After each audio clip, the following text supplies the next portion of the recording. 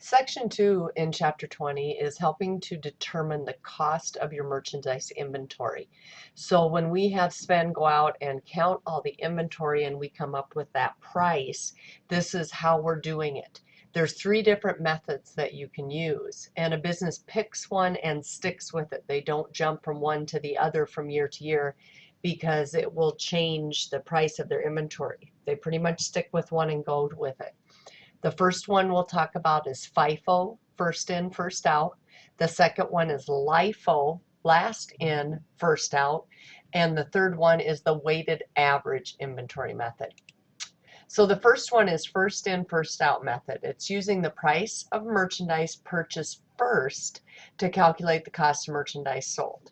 So when we look at our overall inventory, we're going to look at the beginning inventory and all the times that we purchased throughout the year, how many we purchased and what the prices are. So in this instance, and I know it's kind of hard to see in this one, there were 18 units left. When we're using the first in, first out method, we're using the most recent purchases. So we go backwards to figure out the value. And we're going to do some examples of this as we go through. Okay. The LIFO method, last in, first out, is using the price of merchandise purchased last, or the furthest away. So I can use the same inventory, the same units purchased, the same prices, only this time when I figure out the value of those 18 units that are left, I'm going to the last purchase, the January 1, and working my way down. So my arrow would point down. Now the easiest method is the weighted average inventory method.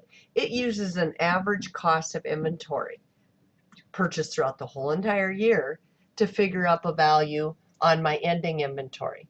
So I use, again, all of the same purchase dates, units and prices, and I total it up. So throughout the year, in this case, I totaled up 50 units I had bought. The total cost was $1,120. So an average cost per unit, as you can kind of see here, is $22.40. I still have 18 units left at the end of the year, so my unit price would be $22.40 per unit. My value is $403.20.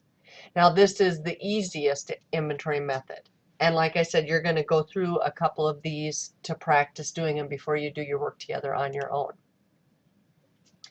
Okay. To calculate the cost of merchandise sold, I take the merchandise available for sale minus my ending inventory, and it tells me the cost of what was sold.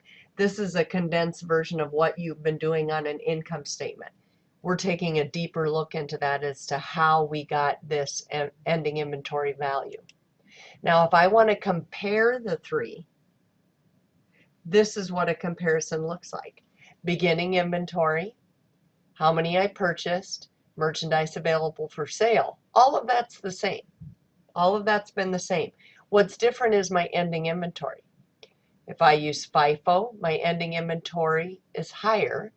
If I use LIFO, it's lower, and weighted average is kind of in the middle. So, and this is what it's looking at, relative cost of ending inventory. When I look at my cost of merchandise sold, because my ending inventory was high, my cost of merchandise sold appears to be lower. If I'm using LIFO, my cost of merchandise sold appears to be higher, and weighted average is in the middle again.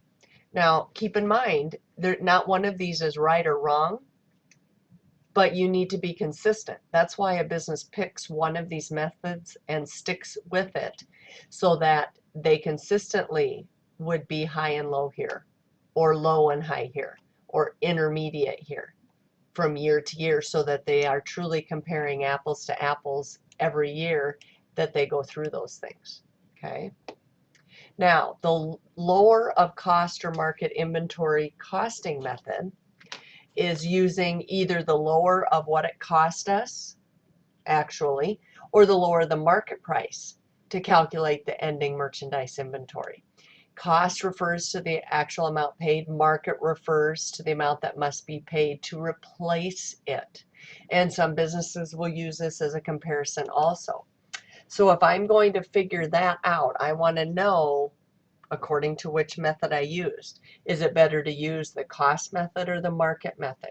So in each of these cases, costing method, I did FIFO, LIFO, weighted average. This was my cost. I calculated the cost of those 18 units. According to all those different methods, this is what the cost was. The actual market value today, when this was done, hypothetically, was $22.50. So I have 18 units left.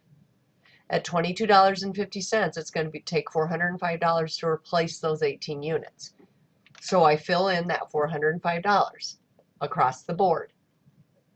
Then it's saying, which is lower, cost or market? This is my cost column, or excuse me, this is my market column. This is my cost column. What they're asking you is which is lower. So when I'm looking at my FIFO method, the market price is lower. When I'm looking at the LIFO method, the cost price is lower. And in this case, when I'm looking at weighted average, my cost price is lower in this case as well. It just depends on what prices you have to whether the lower of cost or market, which one it is. It depends on what you paid. So stop this video now. We're finishing this one, and then you're going to watch 3 consecutive videos, how-tos. One on how to do a FIFO, one on how to do a LIFO, and one on how to do a weighted average. And you'll need a piece of scratch paper to write on. Nothing that you're going to turn in, but you're going to want to know how to do this, and I'm going to walk through an example with you. So get out a piece of scratch paper and get ready to start your next video.